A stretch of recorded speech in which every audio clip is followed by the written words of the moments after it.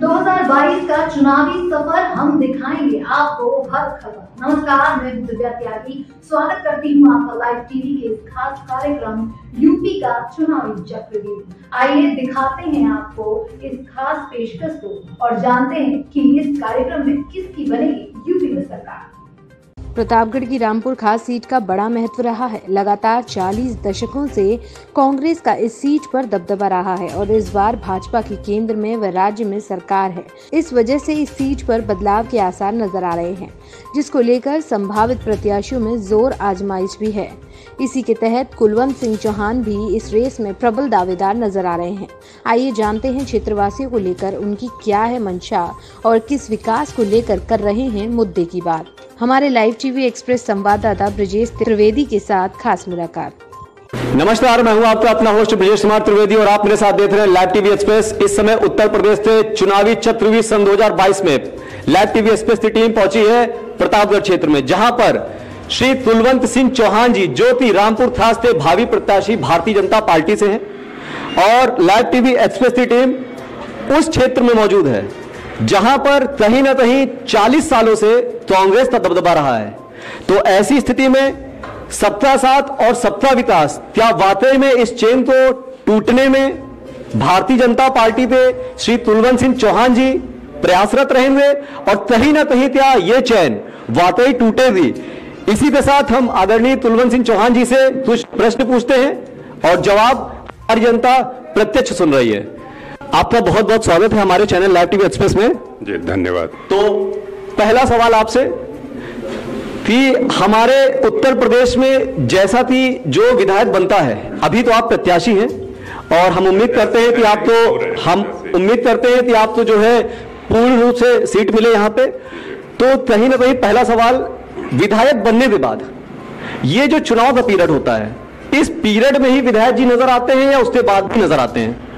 देखिए, पहले तो यह है कि अभी हम यहाँ पर भारतीय जनता पार्टी की तरफ से प्रत्याशी होने की कोशिश में हैं और अगर यहाँ पर ये कहते हैं कि विधायक बनने के बाद दिखने की, तो हमारा घर यहीं से 2 किलोमीटर दूर है, तो रहना यहीं पर है, लखनऊ और घर ही रहना है, तो पूरे 5 साल यहीं पे रहेंगे, जनता के बीच में रहेंगे। कहीं ना कहीं 40 सालों से कांग्रेस का गढ़ रहा है, उस चेन को तोड़ने के लिए आप ऐसा कौन सा ब्रह्मास्त्र लाए हैं जिससे रामपुर खास में आज की स्थिति वाकई बदलने वाली है? देखिए, रामपुर खास में एक ब्रह्मास्त्र तो योगी जी लेके सबका साथ सबका विकास, हर तरफ से उन लोगों ने हर जनता के लिए, सबके लिए काम किया है। सबको राशन उपलब्ध कराया, कोरोना टाइम में किसान सम्मान निधि दिलाया है और जितनी भी विकास की योजनाएं हैं सब दे रहे हैं। बस यही समस्या है कि यहाँ पर अपना विधायक ना होने के कारण थोड़ी सी समस्या है कि कुछ चीजें यहाँ पर नहीं आ पा रही, जैसे औद्योगिकरण नहीं हो पा रहा है।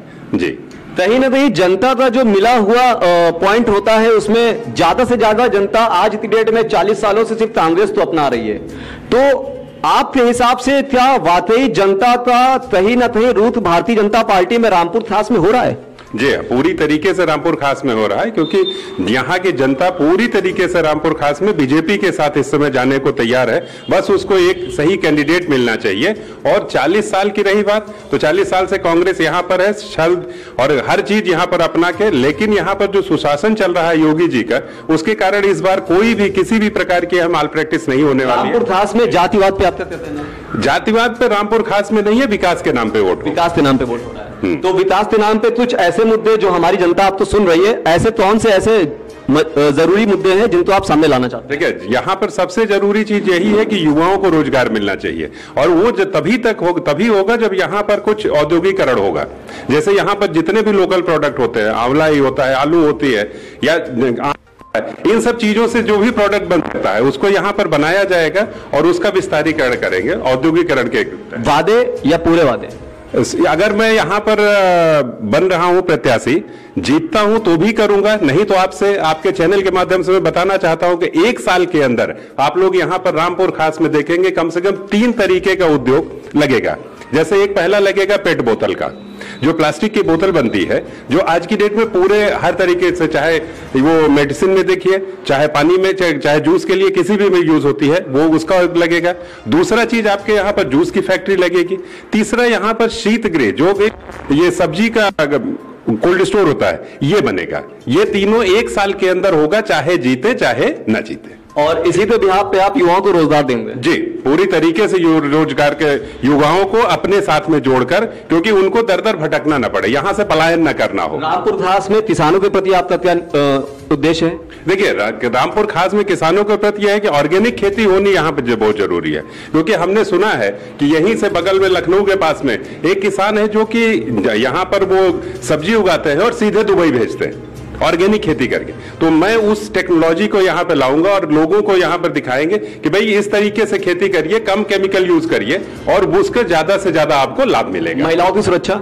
महिलाओं की सुरक्षा वैसे भी योगी जी के आने के बाद में पूरी तरीके से हो चुकी है, लेकिन अगर थोड़ी भी बची है तो यहाँ का प्रशासन ऐसा रहेगा कि किसी भी तरीके से किसी भी महिला को, किसी भी बहन बेटी को कोई समस्या नहीं होगी। जैसा कि एक प्रश्न उठता है, हमारी समस्त मीडिया ये प्रश्न उठाती है परंतु बोलती नहीं है, लाइव टीवी एक्सप्रेस की टीम ये प्रश्न बोलने जा रही है। हमने अक्सर देखा है कि जिस क्षेत्र का जो विधायक होता है उस विधायक के उस क्षेत्र में पड़ने वाले समस्त थाने और पुलिस चौकियों में अक्सर देखा जाता है कि बेवजह इंसान या व्यक्ति विशेष तो सताया जाता है, उसको जेल में डाला जाता है और बिना किसी रिजल्ट दे उसे वहां से अंदर भेज दिया जाता है। ऐसी स्थिति में क्या वाकई रामपुर खास के क्षेत्र में पड़ने वाले थाना और पुलिस चौकियों में सत्य और सत्यता पर जांच और सत्यवादी विचारधारा के अनुरूप यहां पे भावी विधायक हमारे इस चीज पे अमल करेंगे या नहीं? जी, पूरी तरीके से करेंगे, क्योंकि हम लोग प्रशासन के मानने वाले लोग हैं। पूरा परिवार हमारा प्रशासनिक है, वो प्रशासन को मान के चलते हैं। कोई भी गलत किसी के साथ नहीं होगा, किसी भी जनता के साथ। जैसे कि आप लोग देख रहे हैं 40 साल से यहाँ पर हर ग्राम सभा में आप जाइए, कोई ना कोई ऐसा मिलेगा जो प्रशासन से प्रताड़ित मिलेगा, और प्रशासन से नहीं कहा, एक पार्टी से प्रताड़ित मिलेगा।